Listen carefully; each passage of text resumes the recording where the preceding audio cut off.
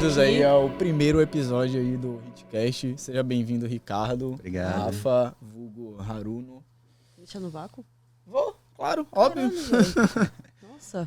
É óbvio. E aí, como é que você tá, Ricardo? Tudo bem beleza? Contigo? Tudo beleza? Obrigado pelo convite.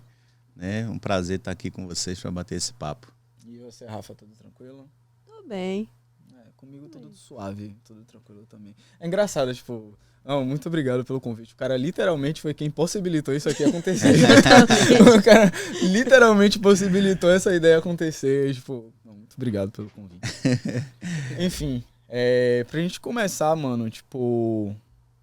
Queria, tipo, ter uma ideia, assim, de como você iniciou, assim, nessa coisa dos games. Tipo, desde, tipo assim, eu queria saber um básico, assim, da sua trajetória. Assim, desde criança, adolescente, tipo, como que surgiu? Ou surgiu depois de adulto? Como foi? Então, beleza. Na verdade, assim, nunca tive essa ficção pelos games, né? Já tive um Atari, já tive alguns outros videogames quando eu era adolescente, quando era criança, na verdade, né? Sim. E o interesse meu veio da parte de tecnologia mesmo, porque eu sou formado na área de tecnologia, né?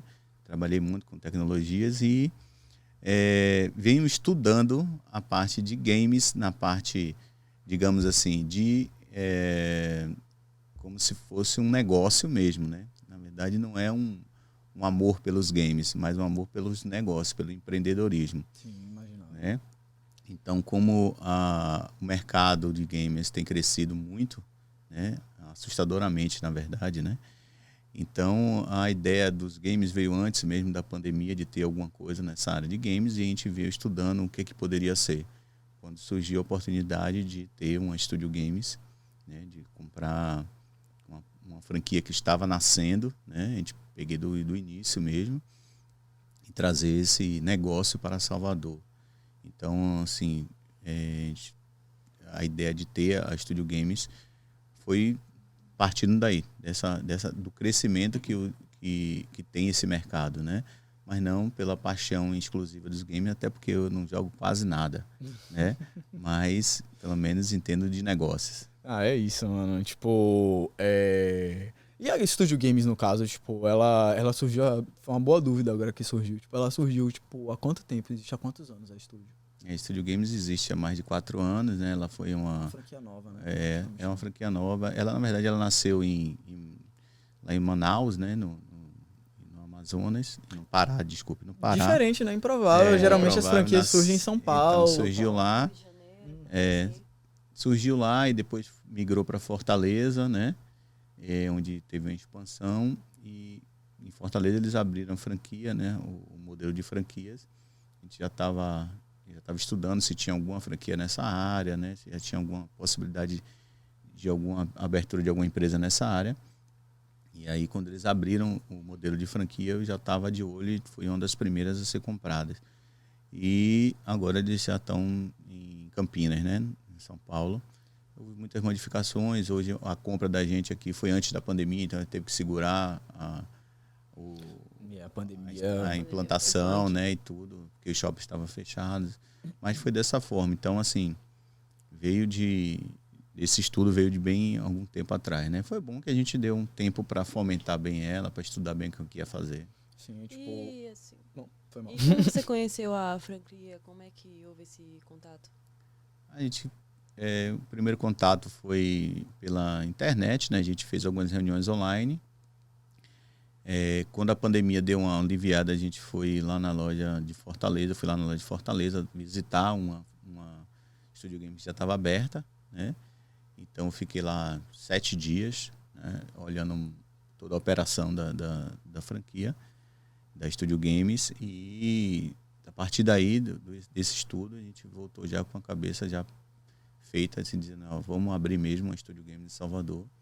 E aí partiu para aquelas coisas de escolher o local, né? Escolher o melhor ponto. Eu ia tocar justamente nesse ponto. Tipo, como que tipo, chegamos no shopping da Bahia? Tipo, qual foi o fator determinante, assim? Tipo, vai ser lá.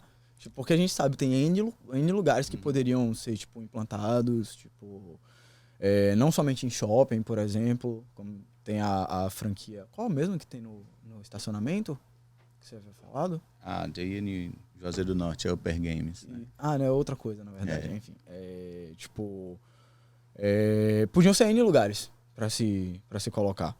Então, como chegou assim no fator determinante? Olha, vai ser no Shopping da Bahia. Como o Shopping da Bahia virou a pauta principal? Quando a gente estava nesse período de escolha do local, né? A gente visitou alguns shoppings em Salvador. A gente foi no Shopping Salvador, Shopping Paralela, Shopping Barra, Shopping da Bahia, né? A gente, depois de fazer alguns estudos, principalmente pedir aos shoppings estudo de fluxo, né? De pessoas, diário. E também a gente viu em relação à localização, acesso, né? Vamos ver um shopping que tem um acesso legal, que tenha, né, uma mobilidade boa para todos chegarem. Ficamos entre Shoppings Salvador e Shopping da Bahia, no final, né? Acontece que o Shopping Salvador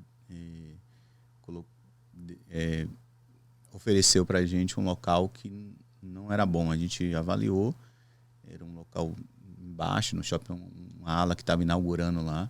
Algo muito novo, né? Tipo, já era uma franquia nova, num espaço não novo. Não tinha meio... movimentação, né? Era um isso. lugar que eles iam criar uma movimentação ainda. E o Shopping da Bahia... Não, o Shopping da Bahia a gente já sabia que tinha um movimento grande, né? O local não foi um local... Assim, hoje a gente tem algumas avaliações. A gente viu que é um local que é diferenciado, porque é um local no 4º piso, que eles não tinham essa nomenclatura de 4º piso. Hoje existe 4º piso. Era um local diferenciado, que todo mundo sabe que o Shopping da Bahia ele tem os níveis de acordo com o piso. Ele tem uma quantidade de pessoas menos ou mais, a quantidade que frequenta o 3º piso é diferente do público que frequenta o 2º, o 1º.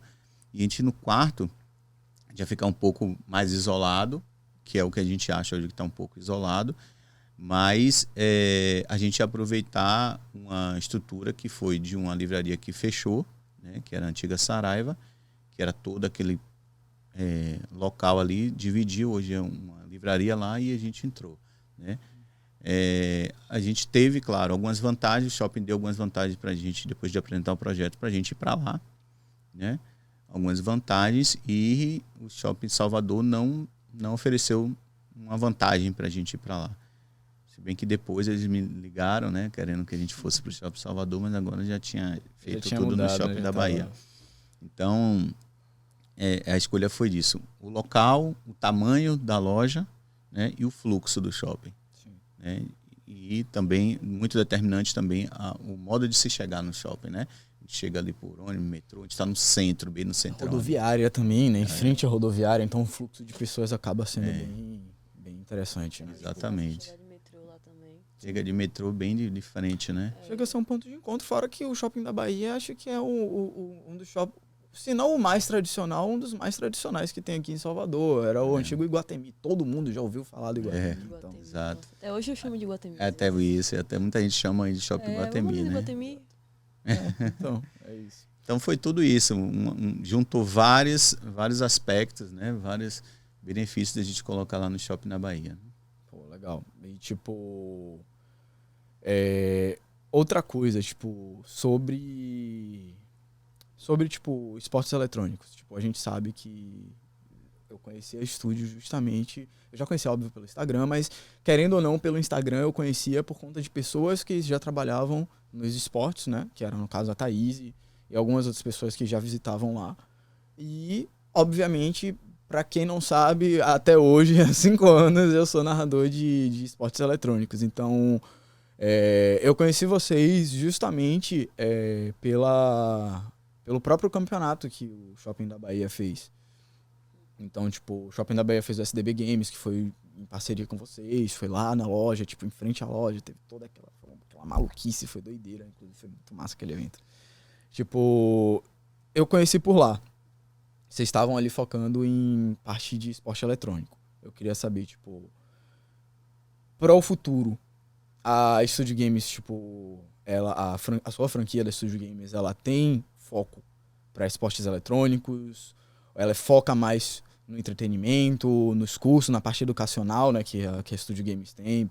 eu trabalho lá, eu sei que tem, mas, tipo, a parte de competitivo, de esportes eletrônicos, a gente tem, o que tem na Studio Games, tipo, de planos pro futuro? Tem planos pro futuro para isso? Como que você visa essa parte? Sim, a Studio Games tem, a gente sempre tem um planejamento, né, do que vai ser Studio Games. Hoje, a gente está fomentando muito a parte de entretenimento, né? A gente sabe que o entretenimento é uma coisa que a gente quer levar para o público que não tem esse, digamos assim, a maneira de se utilizar o entretenimento que a gente oferece. A gente quer chegar, trazer essa inovação e dar essa oportunidade às pessoas que não conhecem todos os equipamentos que a gente tem. Então a gente está fomentando muito essa parte de entretenimento, inclusive tentando parceria com empresas para que as empresas deem esse benefício, um cartão benefício ao funcionário para levar o filho, a família, para experimentar os equipamentos que eles não vão ter acesso normalmente, né? Ninguém tem tanta grana para comprar um VR para deixar dentro de casa, um PS5, um PC Game para deixar dentro de casa. Então a gente está querendo chegar em todo um público que não é a classe mais A e B, a gente quer chegar na C e D. Sim, é um e até porque também, né? Público que precisa chegar e conhecer, né, e a gente quer chegar nesse público. A gente fala você falou de cursos, você falou de esportes em todo. Então a gente quer ser um vetor de impulsionamento do esporte aqui na Bahia. A gente acabou de firmar parceria com o Esporte Clube Vitória, né, para fomentar e fazer o time deles de esportes. Então, assim, já tem uma credibilidade, né, da Studio Games em fazer isso, em fomentar equipes, né, em trazer equipes para estúdio para treinar, ou então para a gente formar ali as pessoas. E a gente quer fazer com que os cursos sejam mais voltados a jogos. Hoje a gente tem cursos voltados para o streamer, para o artista digital, para o videomaker, mas a gente quer fortalecer mais os cursos voltados para jogos, né? Para formar o profissional do jogo mesmo ali, do esporte. Então, a gente está no foco no entretenimento e foco no esporte mesmo. A gente pensa nesses vetores. Além disso, a gente tem tentado muitas parcerias e a gente tem feito muitas parcerias, né? Para que a gente divulgue mais a Studio Games, leve escolas. A gente tem realidade virtual que a gente está também trabalhando muito na área de educação, né? Está tentando proporcionar, além do jogo, do gamer, com realidade virtual, a gente está também trazendo algumas áreas de educacionais, aprendizado através da realidade virtual. Isso a Studio Games está sendo pioneira, né? Já fez alguns contatos com algumas escolas e a gente está trabalhando nesse processo de fazer um projeto mesmo para a educação com realidade virtual. Sim, tipo, você até falou uma coisa que eu achei muito interessante. Você falou sobre o foco da estúdio nas classes C e D. Isso é uma coisa, como eu posso dizer, necessária, né? Tipo, se for parar pra ver hoje, a maioria do público gamer é justamente dessas classes, né? Tipo, mas como? Free Fire. Se for olhar o público de Free Fire, geralmente é quem não tem condição de ter um PlayStation 5, quem não tem condição de ter um PC Gamer pra jogar um Valorant, um CS da vida. Free Fire, tipo, pra mim, inclusive, né, o Free Fire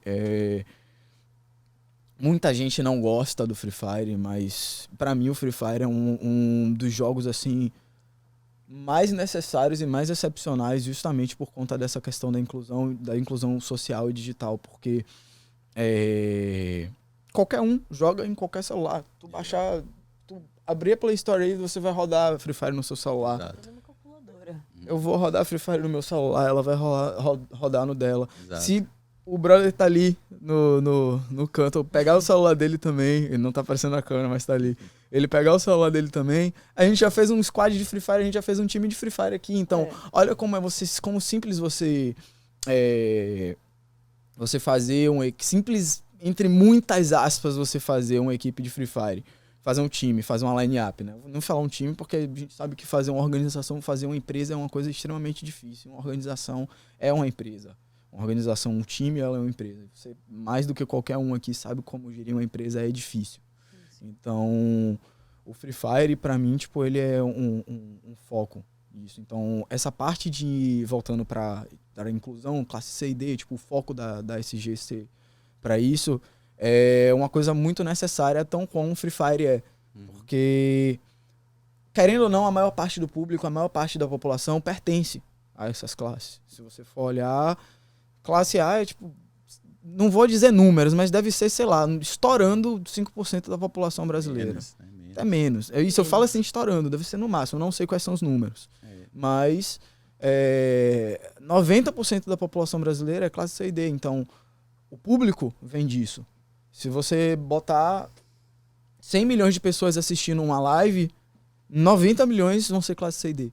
Então, essa inclusão, ela é uma coisa legal, uma coisa necessária. Então, tipo, é uma ideia sua bem louvável, por sinal. A gente tem, desde quando, na fundação da Studio Games, a gente percebeu, né?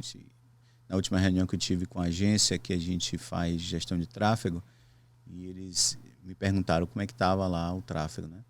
Eu falei, gente, a gente precisa mudar. O público da Studio Games não é um público A, B. Porque o público A, B, ele tem um PlayStation Exatamente. em casa, ele tem pode até não ter um VR, mas tem um PC Game, ele tem um PlayStation 5. Então, essa galera tá acostumada com o que tem na Studio Games. A gente precisa levar a Studio Games para outro público.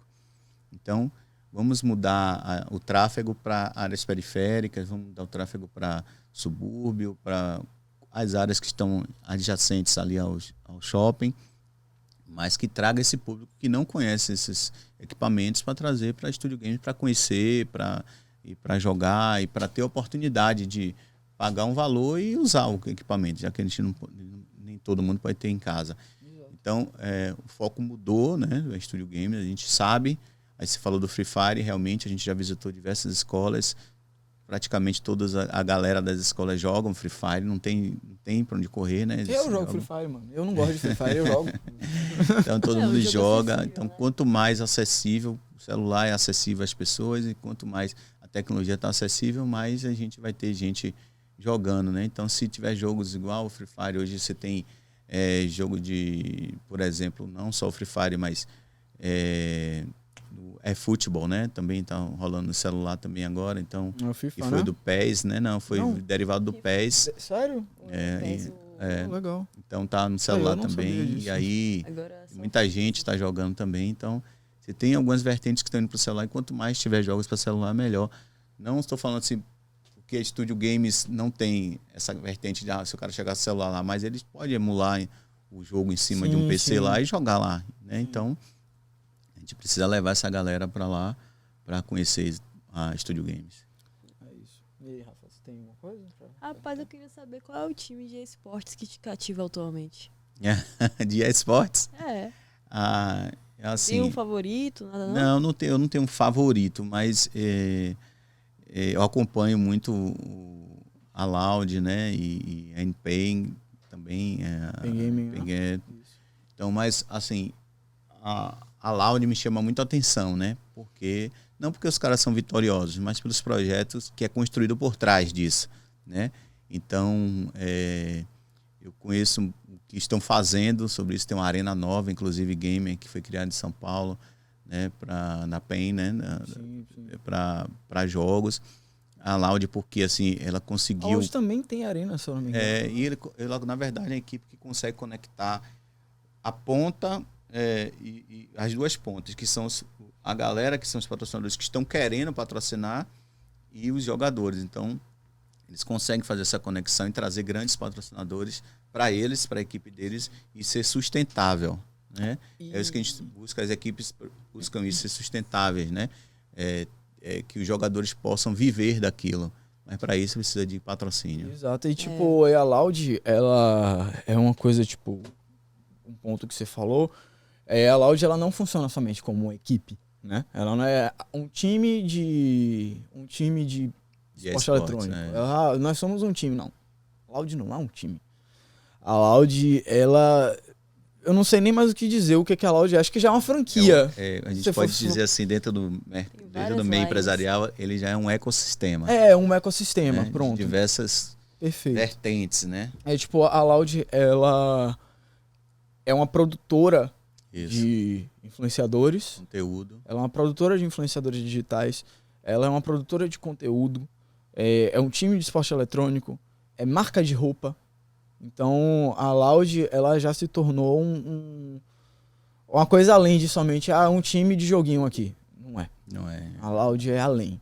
Tipo, acho que hoje em dia a maior empresa de esporte eletrônico que a gente tem, na minha opinião, na parte esportiva, é a Loud. Não tem pra onde correr. Já foi a Pen Game durante anos. A hegemonia da Pen Game foi enorme, mas hoje em dia é a Loud. Tem a Fúria mesmo, também tá crescendo bastante, Sim. né? A Fúria que, inclusive, é uma coisa que eu sempre gosto de lembrar, porque é uma coisa que não se pode esquecer. A Fúria, ela é uma equipe que surgiu de um grupinho de Facebook, de amigos. Isso. Sério? Tem 2 anos. A equipe da Fúria, ela já foi a Uppercut e Ilha da Macacada Gaming. Ilha da Macacada era um grupo do Facebook de... Acho que deve ser de 2012, 2013. Caraca. É um grupo de Facebook muito antigo. Tinha o Iago, né, que a galera chamava de Iagode. Tinha o próprio André, inclusive F. O André, ele era um dos donos da ilha. Ele, infelizmente, faleceu anos atrás. Tanta gente, o próprio Elber, que hoje trabalha na Bounce, já foi meu colega de trabalho na Bounce. O Elber também, ele trabalhava na IDM. Então, era um grupo de Facebook, mano. Era tipo um grupinho de Facebook de galerinha que jogava LOL. A galera falou, pô, mano, a gente joga LOL, vamos juntar a comunidade de quem joga LOL, porque o LOL na época era bem pra baixo, né? Era uma comunidade bem pequena. Então, pô, bora juntar aqui. Era um grupo que tinha 300 pessoas, 500 pessoas. No início era tipo 20, 30 pessoas, foi crescendo. 300, 500, virou 1.000 pessoas, 10 mil, 100 mil. E aí, a Ilha da Macacada simplesmente se tornou um time de LoL. Eles jogaram um circuito desafiante, finado circuito desafiante, não existe mais hoje. Era narrado pelo Colossus e o Gruntar, que hoje narram CBLOL também. Narraram esse Mundial.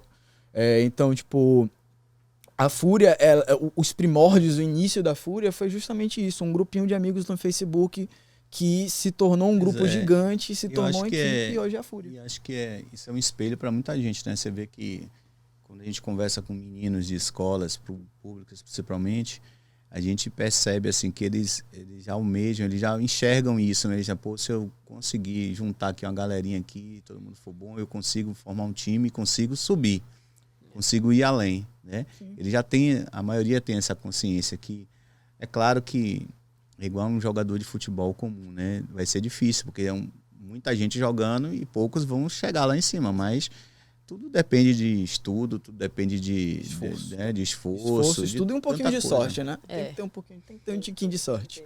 Se o jogador for bom, aí acaba chegando, né?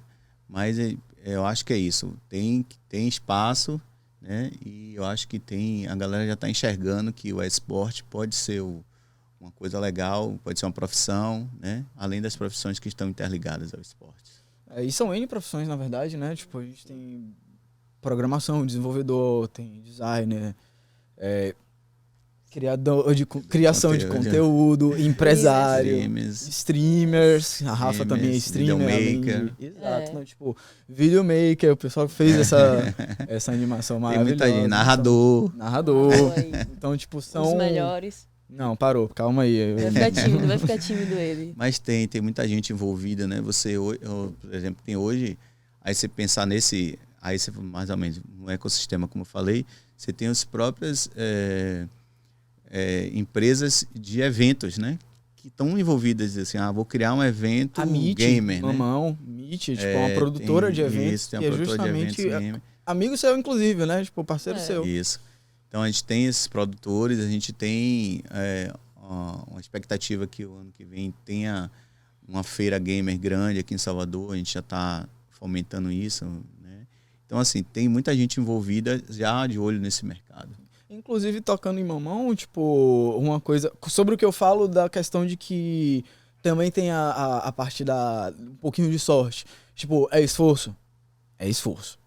Tem que se esforçar. Não tem pra onde correr. Caramba. Ninguém é visto se ninguém se mostra. É aquela frase que é clássica.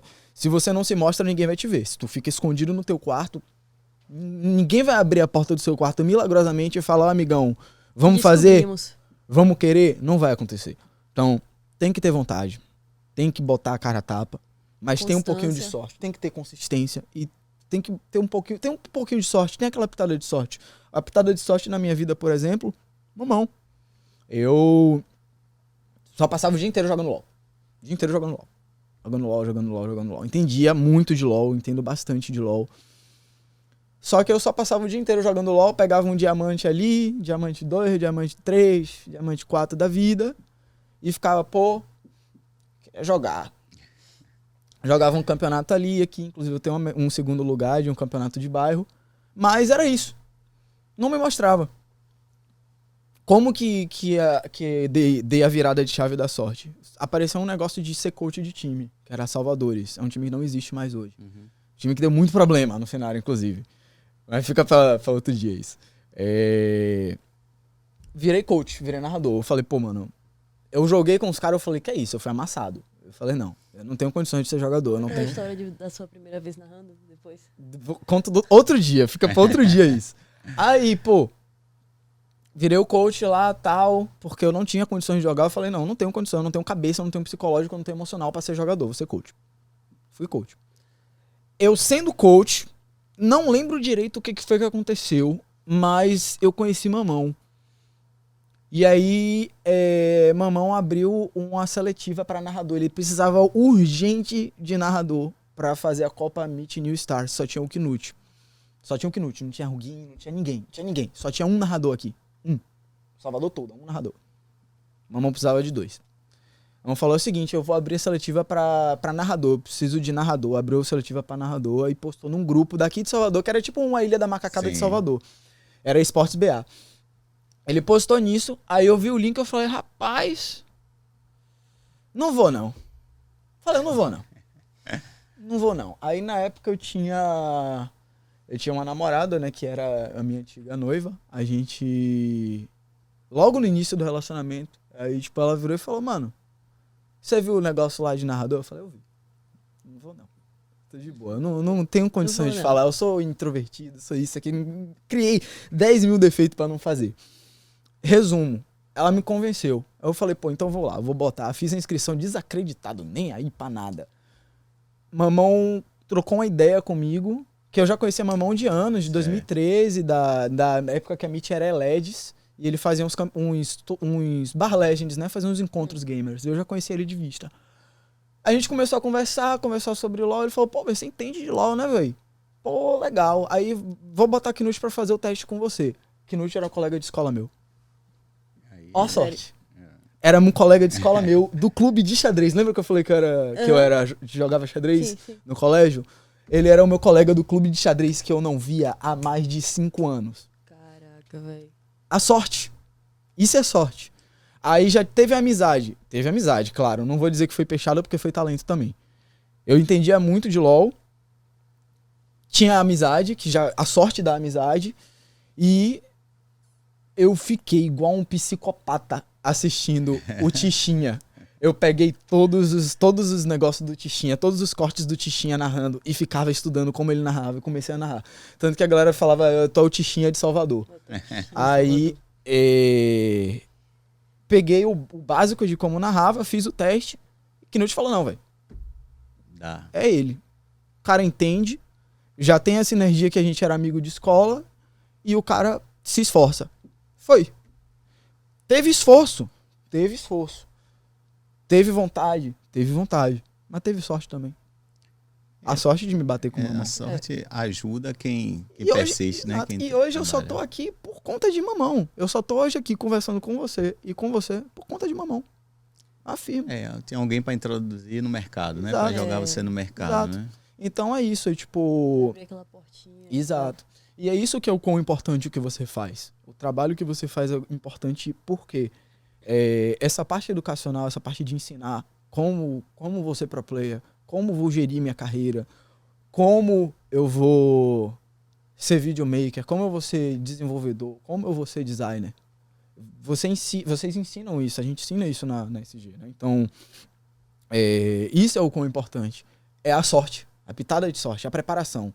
É tipo, se o cara for esforçado, ele vai ter a oportunidade. Alguém vai enxergar ele. Se o cara se mostrar, alguém vai enxergar. Em algum momento. Essa questão de sorte tem que estar preparado para que a sorte chegue. Não Exatamente. A sorte chega, se você não está preparado, você também não adianta, né? Já diria o Hirano, ele falou uma frase muito marcante pra mim 1 ano atrás, quando eu entrei na Bounce. Você pode até não estar, tipo assim, preparado para o cavalo que tá vindo agora, mas os cavalos vão passando. Exatamente. Os cavalos vão passando. Você tem que estar Tem que com a sua selar rédea um, pronta para atacar e um cavalo subir. Tem que selar Se um. você ficar parado, sem rédea na mão, sem nada, só esperando o cavalo parar, te abraçar e levar, você vai ficar parado para sempre. Você tem que, tipo assim, a sorte é o cavalo, a oportunidade. O que eu falo que a sorte é a oportunidade. É tipo, por exemplo, a oportunidade de estar aqui hoje foi simplesmente como? Meu Deus. Eu sentado na mesa da sala de apoio da SG no campeonato. Foi a oportunidade de estar aqui com vocês. Eu sentado na sala bebendo uma água e comendo um lanche. Aparece Ricardo de bermudinha e sandália. De sandália não, de tênis. De tênis. De bermudinha e tênis. Todo despojado. Começou a conversar, pô, não sei o que, gostou do espaço? Pô, gostei, massa. Eu sentado na mesa, igual um tanso, olhando pro nada e totalmente lá, tipo, comendo. Aí, cara, porque não sei o que, eu sou o dono daqui, eu sentado na mesa. Ele deve ter pensado assim, eu tô sentado em cima da mesa. Foi exatamente o que eu pensei. Na Pronto, hora eu tô levantei da demitida. mesa e ainda falei, ô, velho, desculpa, não sei o que. Não sei o que, começamos a conversar. Foi o que eu falei. Apareceu o cavalo e eu tava com a rédea pronta. Eu tava com a cela pronta. Vamos conversar. E comecei a conversar com ele. Pô, velho, surgiu espaço pra trabalhar aqui? Vamos trabalhar aqui. Tipo, você é até narrador aqui do lugar e tal. Foi assim que surgiu a oportunidade de eu trabalhar na SG. A gente teve esse primeiro contato, né?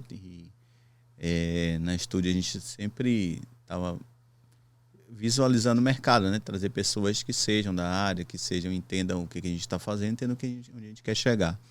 Quando apareceu a oportunidade, eu lembrei dele, né? Falei, Rafael, vamos fazer contato com o Rafael, que a gente vai ter um papo com ele, até para entender a história dele, para a gente ver se a gente consegue, né, unir as forças, né? Que para mim é união de forças, né? Porque todo mundo que trabalha lá com a gente na Studio Game está se unindo para um bem, tanto da empresa, mas é um bem comum, o ecossistema de gamer, né, na Bahia.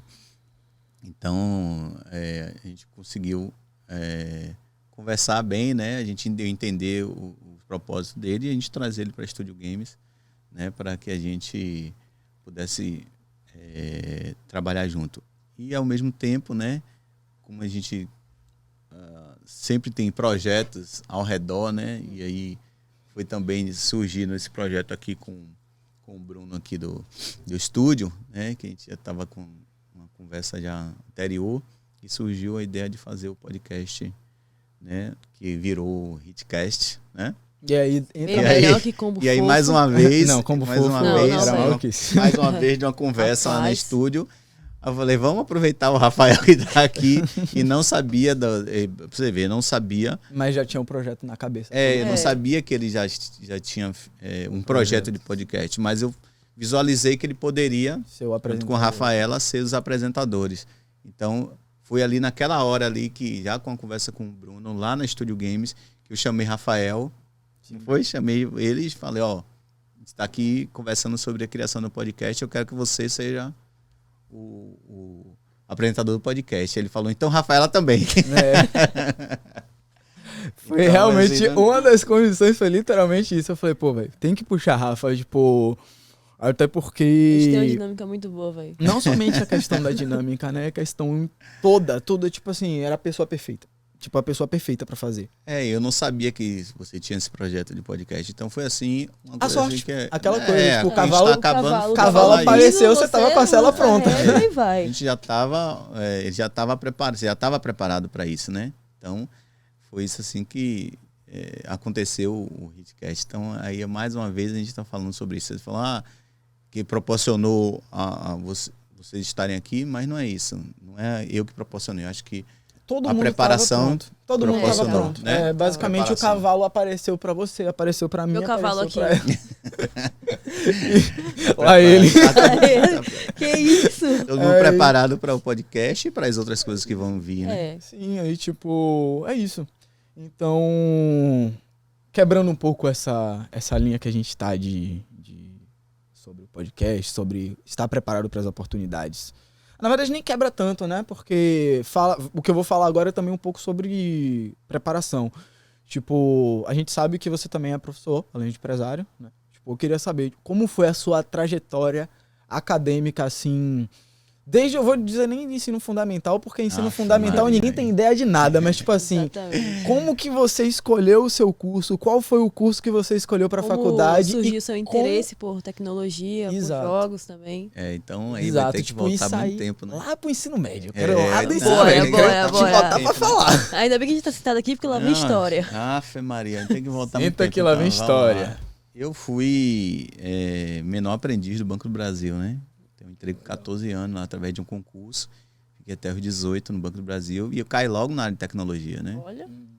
Então, desde os 14 anos aos 18, eu já tive contato. Não tinha nenhum Windows, né?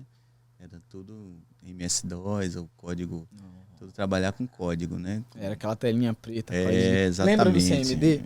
Você abriu? Você lembra o CMD que eu abro lá toda vez para olhar exatamente. ipconfig, flush DNS, blá blá blá blá blá. Aquilo ali, aquela telinha preta, era o sistema operacional da Microsoft. Exatamente. Não tinha coisa clicável. Era via código. Era tudo código. Você tinha código, digitava. Desgrama. Abriu o Word, era Word. Edição de texto, não é Word, Era, não é não editor era de nem texto. Word, né? Era um Meu editor de Deus. texto, né? Aí, Que não era o Você Word. abria o CMD, botava lá o que você E queria. não abria um layout, tipo como a gente abre, tipo, Tela abriu preta. hoje. Era a Ainda bem que a tela preta, só tecnologia abria assim, evoluiu, ó. Não tinha gráficos. Era assim, ó, tipo, abrindo o editor de textos. Aí o editor de texto não abria uma janela como a gente abre o Word. Só botava uma quebra de linha, pronto. Acabou, Acabou, você Então, digita seu texto. Meu Deus, Não ainda bem que era- a tecnologia evoluiu, viu? Não, mas exatamente, eu peguei da evolução, já da mudança desse tipo de software, né, para o Windows, já estava no meio ali da saída do banco. Então já apareceu esse interesse, e depois de sair do banco, eu já saí com algum conhecimento. Aí tinha uns cursos aqui em Salvador de informática, chamado Byte, e outros aí. Eu dei aula de informática. E aí já, pelo interesse e já dando suporte, né, ajudando algumas pessoas, e aí interesse em fazer um curso de graduação na área, né? Então eu fiz, né, ciência da computação na Unifax. A minha trajetória é bem, digamos assim, bem normal, igual qualquer menino. Eu sempre fui morador do subúrbio, morei em Plataforma durante 22 anos. Sempre estudei em escola pública, nunca estudei em escola particular. Né? Fui sempre sonhador, empreendedor. Então, eu falo assim, vou fazer federal, né? Vou fazer federal. Mas não tinha condição de fazer federal porque eu não tinha base de estudo. Eu estudei em escola pública. Mas eu fiz, né? Fiz para administração, ainda me lembro, com segunda opção, bibliotecário, biblioteconomia. Biblioteconomia. E aí foi, aí eu passei em biblioteconomia, eu falei, meu Deus, eu passei em biblioteconomia. E meu pai fez a maior festa, você passou na federal. Eu falei, eita, pai, mas é um negócio que eu não quero. Primeiro eu esperei a festa, festejou, eu comprei cerveja, churrasco, fez a festa. No outro dia eu falei, eu não quero. Não quero. Imagina Depois o pai. um churrascão Imagina lá. o pai aqui, ó. Vou gastar um churrascão, a gente vai tomar um, mas ele come, você passou toma na um. federal, não acredito, não sei o que eu falei. Chega no outro dia, então, coroa, o bagulho é o seguinte, não não quero quero. não, é nóis. Babou. Aí eu falei, não tem jeito, eu não quero, não é isso que eu quero, mas porque foi a segunda opção, tinha que marcar na época, né? Então, Até hoje, na verdade. Comigo também eu tive que marcar a primeira e segunda opção. E A minha aí primeira eu opção falei, foi ó, ciência também. tem que tentar uma... Ciências da computação? Uhum. E a segunda foi Vou BI. ter que tentar uma faculdade particular e tentar um FIES. O FIES, né? Eu fui pra... Nessa época não tinha pra Uni ainda não, né? Não, tinha não. Eu fui pra Unifax, passei e cursei 6 meses, já foi o tempo que dá entrar no FIES, consegui o FIES porque não tinha renda, né? Eu vim de subúrbio, meu pai sempre foi assalariado, minha mãe costureira, então nunca teve, então foi fácil até passar no FIES, né? E aí cursei os 5 anos de faculdade, né? Não eram 4 na época, eram 5 anos de faculdade, e foi o tempo também aí que você vai se estabilizando profissionalmente, né? Você vai trabalhando, vai se organizando, até entrar em algumas empresas. Trabalhei na antiga Telemar, hoje que é Oi, né? Antiga Minha mãe também Telemar. trabalhava na Telemar. Telemar, então... Agora mãe e meu falecida pai. Oi, né? Antiga, agora é Oi, né? Meu pai era Não, supervisor acho que da não. Não, Telemar. existe ainda mais. antes de Telemar, ainda tinha Telebahia. Aí Sim, depois tinha virou Telebahia. Telemar, depois, né? Meu pai era supervisor da Telemar. Entrei quando era Telemar para assumir o serviço de DVI. Não sei se vocês se lembram disso, mas DVI Digital Voice Imagem. É o primeiro internet que houve na Bahia antes do antigo Velox. O Era Velox, dois- o Velox já era Velox banda substitu- larga, né? Então, Já era banda o larga. DVI era uma internet de 2 canais, 64 e 64. Era aquele de escada, né? Exatamente. Minha Então avó você tinha um tinha. telefone, você Cara. tava com a internet lá de 128, olha, mais que tinha aqui, né? 128 Megabytes? Aí todo mundo vibrando. Se o telefone Jesus. tocasse e atendia, caía 64 para 64, porque você tá com uma É, ponta. era um ponto no outro. Aí sim. você volta, Dependia. acabou a ligação, você termina logo aqui que eu quero minha internet. Aí botava lá, Imagina desligava, jogar numa voltava internet 128. Cara, Isso as Tem uma empresas história boa sobre usavam, isso. aí a Resident, então, eu, digamos assim, participei da implantação do DVI, né? Primeiro telefone digital, né? Então eu participei disso aí. Então aí depois o Velox mesmo quebrou o DVI, né? O próprio Velox, a tecnologia muda, então foi um vai dos evoluindo primeiros. com o passar do Exato. tempo. assim Isso como a vai banda passando. larga foi quebrada Pela fibra. pela fibra. E aí Bendita seja fui seja a fibra. Telemar, e trabalhei na Braskem, né? Também com suporte lá no Polo Petroquímico, trabalhei na Petrobras embarcado, 14, né? 14 dias embarcado no mar, 14 dias em terra, folgando. Então, como é que com foi essa suporte de experiência? TI. Hã? Como é que foi essa experiência? Essa experiência é louca, né? Conta aí. É louca, né? Porque você vai, primeiro embarque mesmo no Espírito Santo. Agora você vai trabalhar na Petrobras embarcado com suporte de tecnologia. Aí onde é que vai embarcar? Lá no Espírito Santo. Então, aí, na primeira ida, né? Você é pra plataforma de... É isso, plataforma de Nossa. perfuração. Eu não teria nunca na minha Nem. vida, porque aquele bagulho fica boiando, mano. Cara, Aquilo ali não Mas fica... tem as uma das perninhas, coisas- tem as perninhas. uma das As coisas que perninhas eu tem tenho que. As medo, 3 perninhas além- prendem lá. uma das coisas que eu tenho medo, além de elevador, é o mar. Ah, Imagina eu viajando de ferryboat, fica assim, ó. Velho, aí mas é da presa primeira a vez. plataforma? Hã? Ela é presa? Ela tem que ser presa. tipo porque uma a perfura- âncora? Não, ela tem as pernas que sobem, são 3 assim, né? Então, elas sobem e descem até a profundidade total. Ah, mas ali é os negócios de perfuração, né? Aí esse Assim, esse mas não ainda é assim de não produção, fica- é de Fica perfuração. balançando, Não tem que fica fique. balançando, o não mar, nada. Não tem plataforma que fique balançando. Não Ah, pode, tá, não tem tá, condições. tá. A única forma dela balançar é quando ela tá navegando. Ah, sim, sim. E aí, É porque ela é arrastada por um navio, Exato, né? por Nossa. 3 Arrepio rebocadores. só de imaginar. Já me Então, arrepio aí só na de imaginar. primeira, o engraçado isso, né? Que na primeira ida, né? Aí eu não conhecia ninguém na Petrobras, não conhecia, sabia que ia trabalhar no administrativo, que o administrativo trabalha 12 por 12, né? 7 da manhã, 7 da noite e tal. Falei, você vai de ônibus pro Espírito Santo. Falei, tá, primeira vez eu vou de ônibus, não tem problema. 20 horas de viagem. Aí vai pro Espírito Santo. Aí no meio do caminho você vê uma galera entrando no ônibus, o mesmo ônibus que eu ia pra lá, e a galera falando, a gente vai pra plataforma. Era a galera que trabalhava no, digamos, chão de fábrica da plataforma, né? Aí sentou um do meu lado e falou assim, aí você vai pra onde? Eu falei, vou pra São Mateus, no Espírito Santo. Você vai embarcar pra Petrobras? A galera toda aqui vai. Eu falei, massa, então vamos aqui. Aí daqui a pouco o cara assim, e você trouxe alguma coisa pra merendar? Eu falei, não. Trouxe aqui pra você. O cara abre a vasilha, um sonho deste tamanho.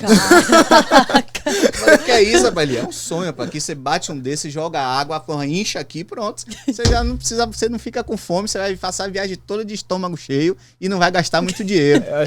Acho que seria um problema isso aí, não? Um sonho com água. Imagina um sonho estufa. Com água, meu Nossa, Deus. cara. Aí chegava lá, aí chegando em São Mateus, você dorme à noite, embarca de manhã de helicóptero, 1 hora de helicóptero pra dentro do mar. Ou 7 Nossa, horas de véio. barco. Pai É onde a amado. plataforma estava, né? E aí você passa esses 14 dias lá, né? Mas não vai pra... A plataforma só vai de helicóptero ou não dá pra ir de... De 7 horas de barco. O que é que Ah, vai sim. de barco? Alimentação. Ah, sim. A galera que trabalha, eu acho que é muito ruim isso também. A galera que trabalha no chão, essa galera que tava no ônibus. Aí eu não embarquei de helicóptero, né? Porque eu era do administrativo. Mas a galera vai de barco e vai assim no barco. Nossa, Meu Deus, velho. coragem, E velho. deitado no casco. Porque se... Com o balanço alto pode mar, cair no mar, né? alto mar, a galera chega lá botando... Vomitando, passando mal, é assim. Nossa, cara, você é doido, velho. É coisa de louco, né? Aí os 14 dias lá também é coisa de louco, né? Porque assim, você tem que comer em 3 horas.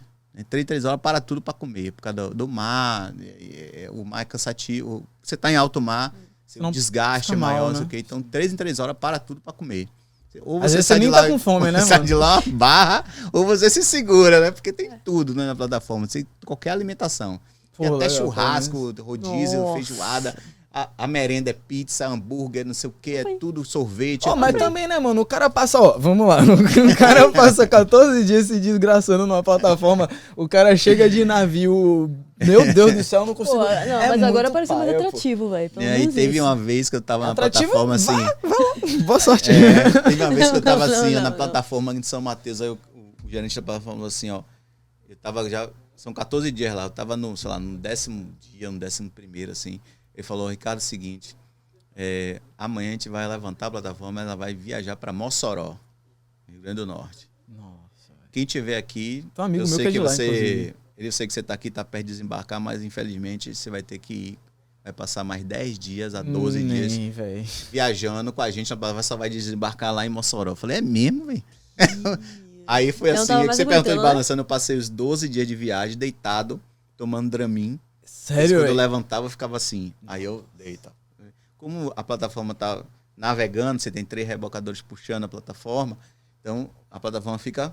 Vai jogando de um lado pro outro. Jogando. Nossa, então, quem não tem estabilidade igual a minha pessoa, fica tomando Dramin e fica deitado.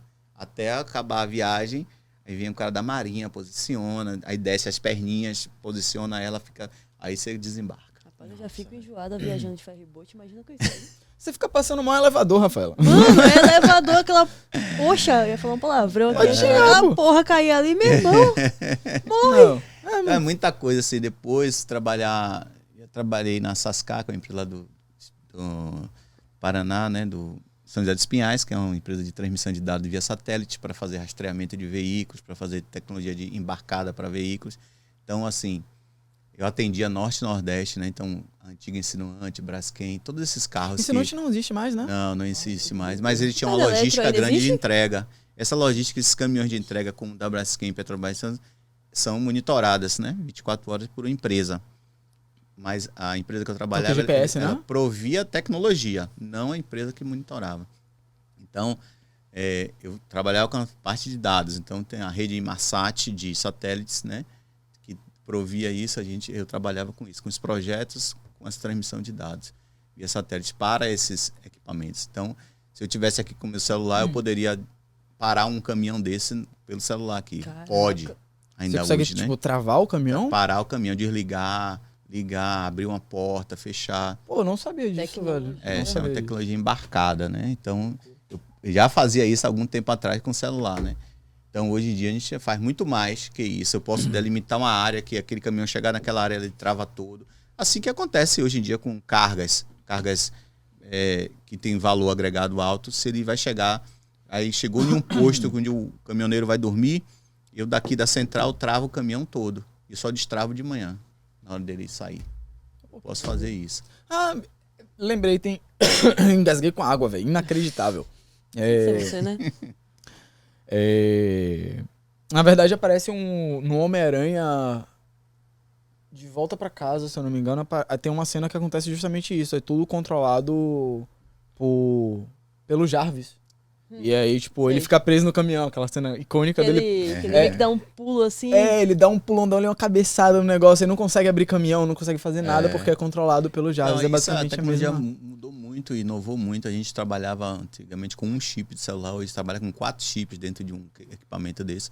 Que aí, e o chip era uma tora desse tamanho. 4 operadoras, né? Onde não tiver sinal de um, pega o outro e vai mudando e tal. Então, muita tecnologia. Então, aí, quando eu estava nessas caras, eu fui fazer MBA e eles pagaram como uma premiação em gerência de projetos.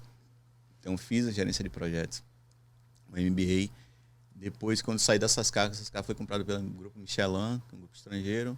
Aí eu fui fui contratado pelo COL e pela FIFA para fazer a gerência, abrir um história de projeto, um PMO da Copa das Confederações e Copa do Mundo. Tava pensando em te perguntar sobre isso, tá vendo? Tá vendo? Então, eu fui gerente de projetos da Copa das Confederações, Copa do Mundo e posteriormente fiz das Olimpíadas aqui também.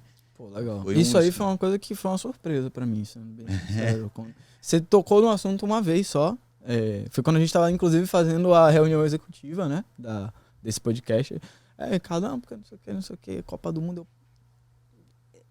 Quando ele me falou, eu também fiquei tipo... Uau. O cara organizou a Copa do Mundo. Exatamente, velho. Assim. Exatamente, Pronto, então, quando eu falo isso, você... Como é? Você fez o quê? Tipo, Sério? É porque A tipo, gente uma no coisa assim, evento, pô. eu comendo, ele, não sei o que lá, Copa do Mundo, eu... Sério? Foi assim na reunião. Não, foi maravilhoso, que tipo, na reunião eu estava impecável, pocando, falando, botando pô, todo sério. Parecia perdão, Começou. deu uma porrada. Né? Parecia Começou. um empresário super experiente, né?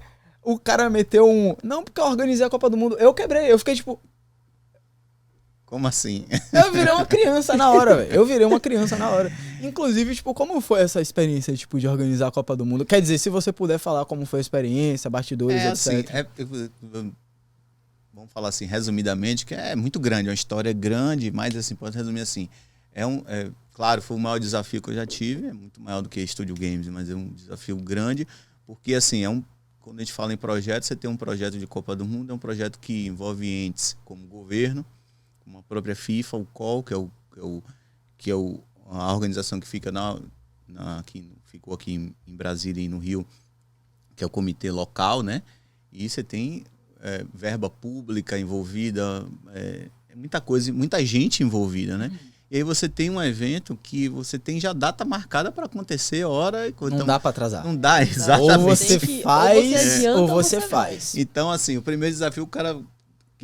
Quando eu fui Pressão, conversar, né? falou assim, o jogo Alemanha, dizer lá, vou chutar aqui, um jogo Espanha que teve aqui, Espanha e Holanda vai ser tal dia, tal hora.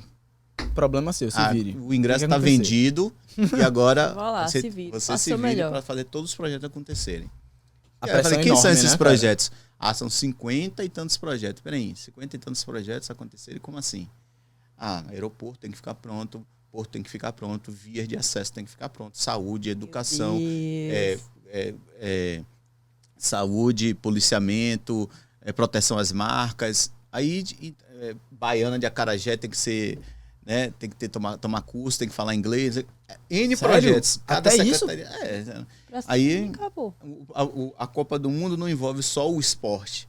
Ele envolve uma série de projetos que você tem que fazer em paralelo e monitorar esses projetos para que a Copa aconteça. Resumo, se você viu o jogo de Espanha e Holanda na Fonte Nova, é graças a esse cara aqui. Exatamente.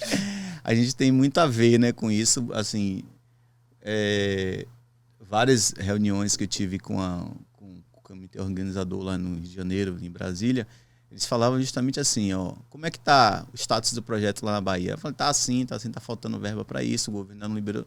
Peraí, mas você tá me dizendo que isso aqui não tá andando? Você quer que eu tire a Copa da Bahia mesmo?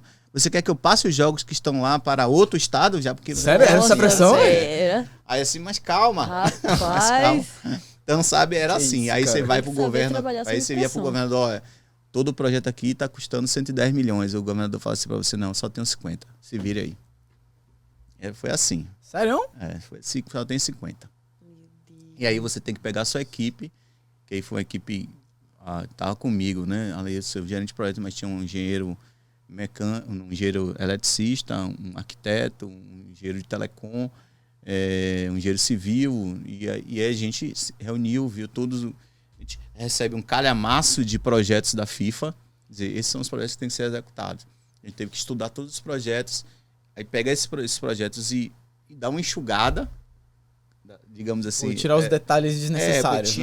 Por exemplo, tinha um gerador para acender uma lâmpada em certos locais, né? Então, assim, o projeto da FIFA desnecessário, né? Desnecessário, cabeamento, a gente trocou muita coisa, porque você pega o expertise de todo mundo e vai fazendo troca de material, você vai adequando. A gente chegou no valor que o governador queria. A gente fez diferente de outros estados, a gente fez várias licitações, a gente quebrou as licitações. Em diversas licitações a gente criou, fez as licitações e a gente acabou contratando mais barato. Resumo, teve que refazer o projeto, né? Teve que remoldar o projeto do zero. E a gente teve uma operação muito boa.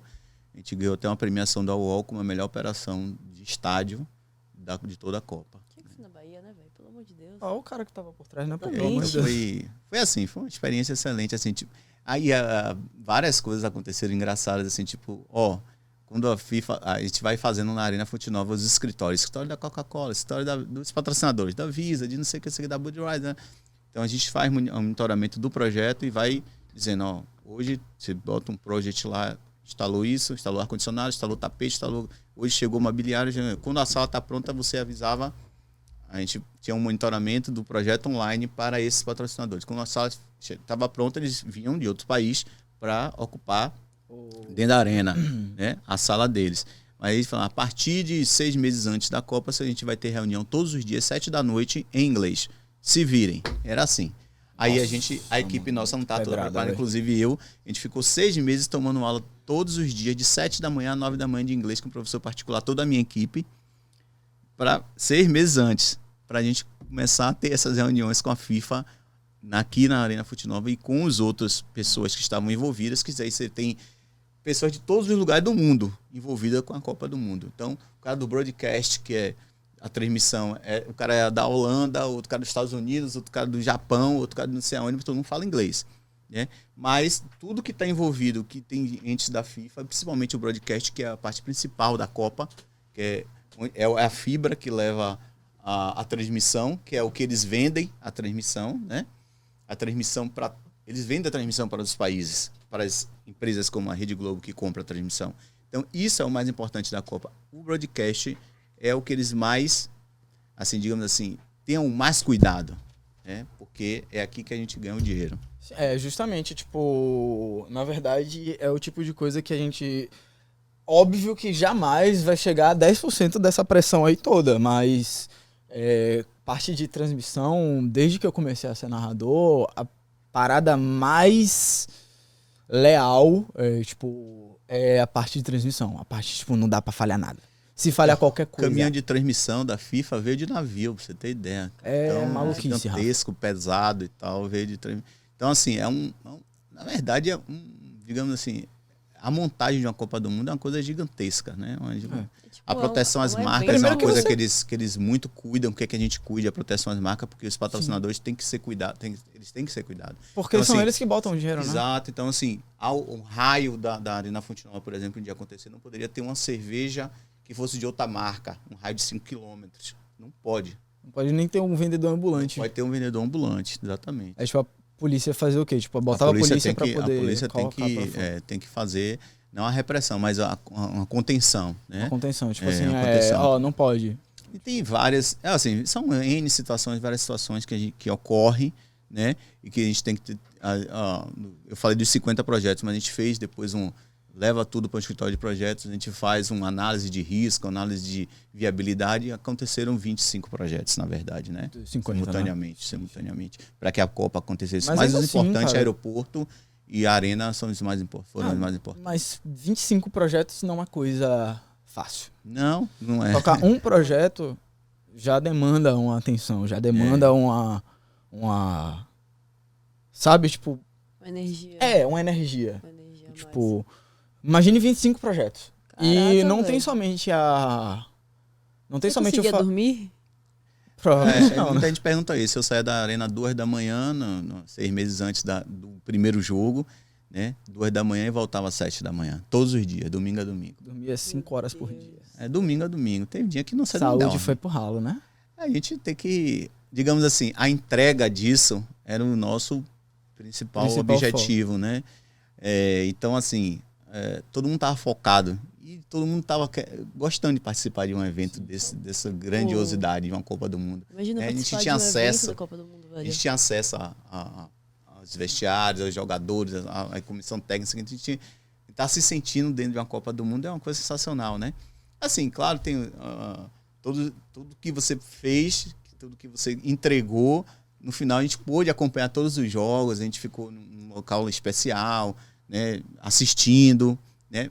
Aí a operação também era com a nossa equipe, mas dava para assistir. E depois foi uma finalização legal, a gente fez uma festinha legal, mas assim, a entrega é compensadora, né? Você vai dizer, porra, eu participei de um evento como esse, é muito legal. É tipo uma experiência que você vai carregar pela vida inteira. Se pensar em gestão de projetos, é um projeto que talvez eu não faça um desse tamanho ou dessa magnitude como a Copa do Mundo, né?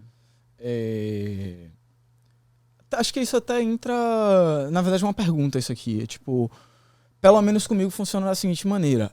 A cada degrau que eu vou subindo em relação ou a gestão de projeto, ou a de uma experiência nova, por exemplo. Querendo ou não, para mim, eu já comecei como eu posso dizer, numa demanda e entrega um pouco alta. Meu primeiro campeonato foi a Copa Meet New Stars.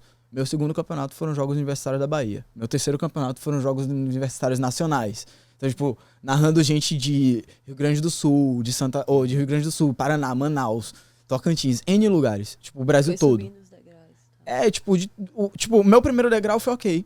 Meu segundo degrau já foi nível regional. Meu terceiro degrau foi nível nacional. E, tipo, entra até aquela história que eu vou contar um dia. Ainda vou contar essa história. E, tipo, eu fiquei em choque, pô. Eu falei, peraí. Será que eu tenho capacidade disso aqui? Eu quero muito que você conte essa história. Porque quando ele me contou, eu rachei de rir. Eu acho que é muito das pessoas que têm essa iniciativa que vocês têm, que, assim, você espera... Não tem que duvidar da capacidade. Você tem que pegar, assumir, dizer, eu vou fazer e acabou, eu vou fazer, pô. Se der certo, se der errado, hoje tem uma filosofia que eu aprendi lá com a galera que eu conheci da Meta, que na verdade é o antigo Facebook, né? Que eles têm essa filosofia. As metas são sempre acima do que você já está acostumado. E eles estão assim, o erro, ele é bem-vindo.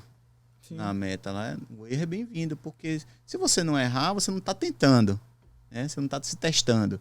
Porque só através do erro você vai saber como é que mais lá na frente você vai acertar. O erro tem isso, né? Se admitir, porque o brasileiro não admite nem o segundo lugar. Acha que segundo lugar, hoje todo mundo curte com a cara de Rubinho Barrichello. Um cara que foi várias vezes segundo lugar, mas segundo lugar é ruim? Não. Segundo lugar não é ruim, né? O cara é bom, mas por algum motivo ele não chegou no primeiro algumas vezes, mas aqui temos muito isso, né? De dizer que o primeiro é que é o melhor, mas nem sempre, nem né? sempre. Exemplo da Copa do Mundo. A seleção a favorita da Copa do Mundo era a nossa. Os analistas de futebol europeus falavam, o maior terror dessa Copa do Mundo é a seleção brasileira de futebol. A seleção brasileira de futebol não passou das quartas de final. Exatamente. Então, tipo... até hoje. É isso, então, tipo Chorou, assim... viu? Chorou. Eu chorei, eu realmente chorei. Chorou muito, eu me joguei no chão e fiquei lá, ai meu Deus. Eu chorei, mano, eu chorei. Tipo... Expectativa, né? Acontece. É a frustração emocional, né? Tipo... O que eu falo é que hoje em dia existem os desafios, obviamente, e existem coisas que, tipo, eu pelo menos tiro de letra, tipo, alguém vira pra mim, pô, mano, eu preciso que você narre um campeonato que vai ser o Campeonato Baiano. Eu não vou ter nervosismo nenhum pra fazer isso.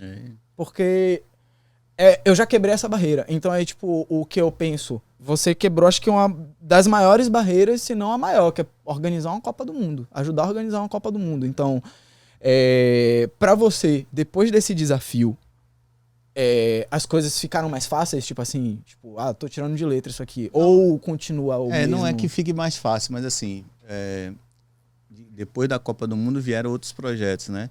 Aí você vê o projeto e fala assim, não, eu dou conta, porque é menor do que o que eu fiz. Então, assim, apareceu um projeto que foi uma empresa aqui chamada RBD, Rede Brasileira de Diagnóstico, que é uma joint venture entre a Philips, equipamentos, estou falando ressonância, tomografia, essas coisas, com a FID, Fundação de Imagem de São Paulo, e o Grupo Aliar, que é um grupo de saúde maior do Brasil de imagem. Aí me contratou como gerente de projeto para implantar 12 centros de diagnóstico por imagem, que está no Roberto Santos, no Hospital Geral, os maiores hospitais estaduais de Salvador. Então, durante um ano... Não é o maior, não? De hospital, assim, tipo, público daqui. É o Hospital Central, o Hospital Geral e o Hospital Roberto Santos. Isso. Então, foram 12 hospitais. Roberto os Santos maiores. Tem umas histórias comigo. Então, vai contar? todos os... Hoje não. Então, todos os centros de diagnóstico desses hospitais, eles são da RBD. Então, eu que implantei, como gerente de projeto, fiz a implantação de tecnologia e dos equipamentos. Então, aí você, é maior que a Copa? Não é maior, mas claro, é um desafio de qualquer forma. Então teve outros projetos, mas claro que a Copa do Mundo, o projeto Copa do Mundo me capacitou, e aí quando eu pego alguns outros projetos, teve RH Bahia, que foi a mudança do sistema de RH do governo, que saiu de um sistema arcaico para o SAP, então também fiz. Então tem alguns projetos que são grandiosos em entrega, mas não do tamanho que foi Copa do Mundo. Então, na sua visão, a Copa do Mundo foi o seu maior projeto da sua vida até agora? Com certeza, não tenho dúvida nenhuma. O meu projeto hoje é Studio Games, Studio Games, mas é um projeto diferente, né? Sim, sim. É um negócio diferente, que é um negócio próprio, né? Meu, de um sócio, mas é diferente de uma entrega de Copa do Mundo, né? Totalmente. Acho que fica até claro, Talvez, né? quando a gente, talvez isso tenha mano. me dado um know-how pra gente fazer um campeonato de esporte gigantesco aí, quem sabe, né? Copa do Mundo de LOL. Baiana, depois vai ser Nordeste, né? De Valorant. De Valorant quem seria sabe, muito né? bom, hein? De Já Valorant tem, seria assim, muito as bom. pessoas, a gente acaba conhecendo pessoas, né? Conhecendo quem faz, quem não faz, quem são os articuladores, quem são os fornecedores para se fazer um grande evento. Sim. E tipo, você até falou no início que, voltando um pouco mais para a parte de indústria gamer, você tinha até falado no início que você não tinha muito, como eu posso dizer, tipo, proximidade em jogar. Mas, tipo, você já parou, assim, pô, você é o dono de uma loja de jogos. Você nunca parou assim, pô, aqui, ó, quietinho no meu canto, pegar um PS5, jogar um FIFA, alguma coisa Não, assim? eu jogo com meu filho em casa, né? Meu filho tem E aí, baixa pra um X1? um PlayStation, meu filho tem um Play 3, viu? Mas eu jogo com ele, jogo Ó, FIFA ele lá, tem um PlayStation 5 na e o loja. filho tem um PlayStation 3. Porque ele gosta agora de jogar, por exemplo, meu filho adora jogar no PC Game, né? Tem um PC Game, então ele joga. Eu jogo, pai, vamos jogar um FIFA aqui. Eu jogo com ele, brincando assim, claro que ele ganha sempre. Mas ele gosta de jogar, sei lá, com os amigozinhos dele lá, da escola, né? Gosta de jogar no PC Game, algum jogo lá. Principalmente Fortnite, né? Meu Deus, gasta um dinheiro danado com as skins, coitado de mim. Mas todo dia quer comprar skins novas. Mas é a única, assim, que eu acompanho o Fortnite dele lá e jogo com ele ali um pouquinho no PlayStation e tal, brinco um pouquinho com ele, mas tem uns amiguinhos, ele prefere jogar com os amiguinhos que é mais... O jogo é mais emocionante do que comigo. É isso, ó. Hoje a gente não vai ter o quadro que a gente tem preparado. Ainda bem. Eu já sei, ainda bem. Por isso que eu não trouxe PS5. Esperto ele aí, ó. Esperto. O X1 do Scria não vai ter hoje, né? Tipo, o X1 do Scria seria basicamente o quadro assim pra gente dar uma finalizada, tipo, jogar assim no finzinho. Exatamente, tem o Hit Kill também. A gente seria um quadro pra dar uma finalizada, né? O X1 dos Cria e o Hit Kill. Hoje a gente não vai ter, né? Porque questão do não trouxe o PlayStation, né? O cara é esperto, meu cara é esperto, velho. Quer botar pra jogar no PlayStation pra me dar porrada aqui. Aí a gente ia fazer o quê? Como a gente tem... A gente até falou no primeiro piloto, né? Que a gente fez anteontem, na segunda. A gente tem toda a temática do podcast. Até o nome dele é trabalhado em cima da nossa não, né? Do meu jogo favorito, né? Tipo, Mortal Kombat. O hit é de acertar, o cast com K, por conta da tradição do Mortal Kombat, de sempre que uma palavra inicia com C, eles trocam por K. Por isso o hitcast com K. Então, a gente teria o X1 dos Cria hoje, eu ia botar você pra tomar uma surra de Scorpion pra mim. Mas hoje a gente não vai ter o X1 dos Cria, mas é um quadro que a gente pretende para os próximos episódios já ter. Sim. Tipo, a gente finalizar com isso. Então, hoje a gente não vai ter, mas não vai fugir, não. A gente ainda vai ser... Não se esqueça que a gente vai ser... Fazer uma live lá na SG, jogando FIFA a gente com vai ele. Treinar primeiro, deixa eu treinar. A gente vai fazer como... Eu vou fazer o seguinte, se você aceitar, claro, né? O cara é dono da loja, eu não quero ser demitido, mas... se você aceitar, a gente pode fazer como um Rios, um X1 de Mortal Kombat, talvez hoje, se você quiser, ainda hoje a gente chega lá, joga um X1zinho, ou então outro dia...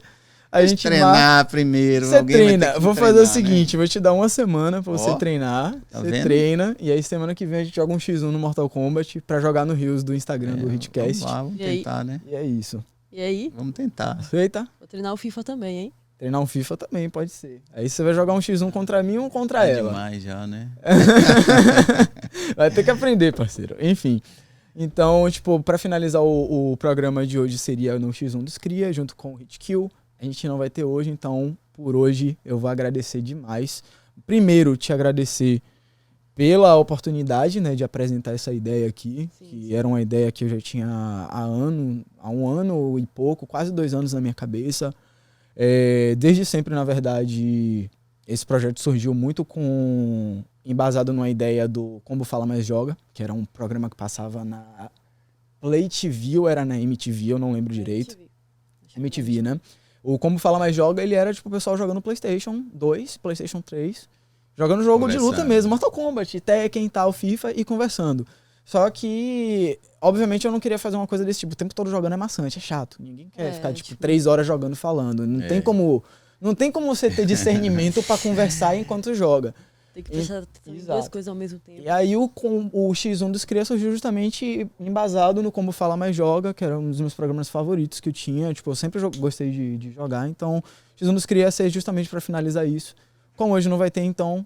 Agradeço pela oportunidade de trazer essa ideia, porque uma das pessoas, além do Bruno, primeiro foi você que fez essa ponte com o Bruno e viabilizou esse programa. Tipo, se esse programa está acontecendo hoje aqui, se a Rafa e eu tô aqui, o Ian tá aqui na sala de transmissão, junto com o Chan,